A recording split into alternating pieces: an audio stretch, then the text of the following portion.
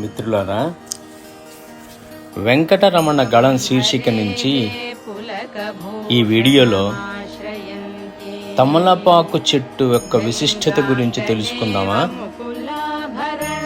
ఏ ఇంటి ముందు తమలపాకు చెట్టు ఉంటుందో ఆ ఇంట్లో శని భగవానుడికి చోటు ఉండదని మన పెద్దలు చెప్తారు. తమలపాకు చెట్టు ఉన్న ఇంట్లో అప్పుల బాధ ఉండదు.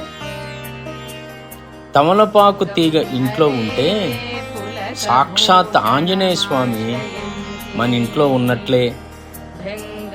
ఈ మొక్క ఏపుగా పెరిగితే లక్ష్మీదేవి అనుగ్రహం లభించి ధనానికి లోటు ఉండదు. తమలపాకు తీగ మన ఇంట్లో ఉంటే కష్టాలు తీరి అదృష్టం కలిగి మనం పట్టిందల్లా బంగారమే అవుతుంది.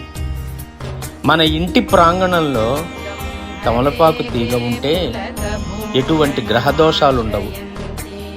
భూత ప్రేత పిశాచాలు ఇంటి దరిదాపుల్లో కూడా రావట. మన సాంప్రదాయంలో తమలపాకు తీగకు ఎంతో విశిష్టత ఉంది. దీనిని నాగవల్లి అని కూడా అంటారు. కష్టాలు తీరి అదృష్టం కలిసి రావాలంటే ఈ తమలపాకు తీగని మీ ఇంటి ప్రాంగణంలో నాటి ఆ లక్ష్మీదేవి యొక్క కటాక్షాన్ని, అనుగ్రహాన్ని పొందుతారని ఆశిస్తాను.